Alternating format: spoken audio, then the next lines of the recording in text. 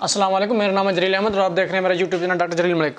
तो जैसे कि आप जानते हैं कि हम एनाटमी के बारे में बात कर रहे थे कि एनाटमी के इसमें लेक्चर हमारे हो रहे थे एनाटमी के इसमें फार्मेसी के एनाटमी के बारे में। तो जैसे कि हम पहला चैप्टर इसको पढ़ रहे थे कि एनाटमी में हम पहला चैप्टर इसका पढ़ा था, हमने एनाटमी के बारे में पढ़ चुके हैं, उसके बारे में एनाटमी की शाखें के बारे में पढ़ चुके हैं। उसके बाद हमने पढ़ा टिश्यू के टाइप्स के बारे में पढ़ चुके हैं। अब हमने तीसरा चैप्टर था हमारा कि सेल क्या होता है। सेल में हमने पढ़ा है सबसे पहले कि सेल मेम्ब्रेन क्या होती है, उसके बाद साइटोप्लाज्म क्या होता है, साइटोप्लाज्म के बाद राइबोसोम्स क्या होते हैं, राइबोसोम्स के बाद हमारे पास गोल्गी अपरेटस क्या होता है, और उसके बाद हमारे पास पढ़ा था माइटोकॉन्ड्रिया क्या होता है। और लास्ट जो हमारा सेल था न्यूक्लियस सेल्स क्या होते हैं, हम आज न्यूक्लियस सेल के बारे में पढ़ने वाले हैं, उसके बारे में तफसील से बताएंगे।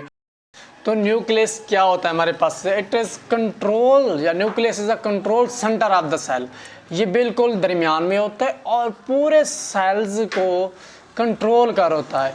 इट इज़ रिस्पॉन्सिबल, ये जिम्मेदार होता है physical, biochemical and reproductive function. ये आल जो इसमें मौजूद सारे सेल्स होते हैं उनके दरमियान में होता है और ये उन सब का जिम्मेदार होता है। फिजिकल, चाहे वो फिजिकल फंक्शन हो, बायोकेमिकल फंक्शन हो या रिप्रोडक्टिव फंक्शन हो, ये उनका बिल्कुल उनकी जिम्मेदारी इस सेल न्यूक्लियस पे होती है। और उसके बाद कि ये it is present, mostly present, बहुत ज़्यादा मिकदार में पाए जाते हैं यूकैरियोटिक सेल्स में। उसके बाद इसके साइज और शेप क्या होता है इसमें, तो nucleus is the each cell, nucleus का जो हर सेल होता है इन स्फेरिकल शेप, बिल्कुल स्फेरिकल शेप में पाया जाता है। एंड इसका साइज जो होता है 4 to 10 माइक्रोमीटर इन डायामीटर। तो इसका जो साइज होता है 4 से लेकर 10 तक, 10 माइक्रोमीटर इन डायामीटर तक होता है। उसके बाद उसके में आता है कि इसका स्ट्रक्चर क्या होता है। इट इज़ मेड बाई, जो बनाया जाता है, it is made by nucleus membrane से, न्यूक्लियस प्लाज्मा से एंड क्रोमोसोम से।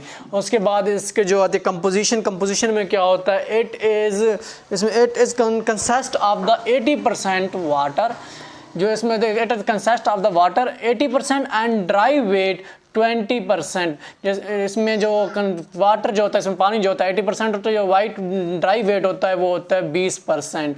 उसमें 18% DNA और 2% होता है RNA। लास्ट पे इसमें आता है कि इसके फंक्शन क्या होते हैं। It is control centre of the cell, ये पूरे सेंटर को कंट्रोल कर रहा होता है और दिल को दरमियान में होता है और पूरे से जो इसका सेल्स होता है उसको कंट्रोल कर रहा होता है। इट इज़ मेड ये, और it is control the cell activity, ये सेल एक्टिविटी को भी कंट्रोल करता है।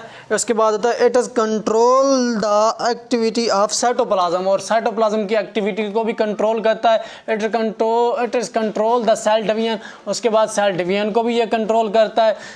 इसके बाद it is control protein synthesis, उस प्रोटीन की जो तैयारी होती है उसको भी कंट्रोल करता है। और एंड में आता है इसमें it is help hydratory materials and transformations,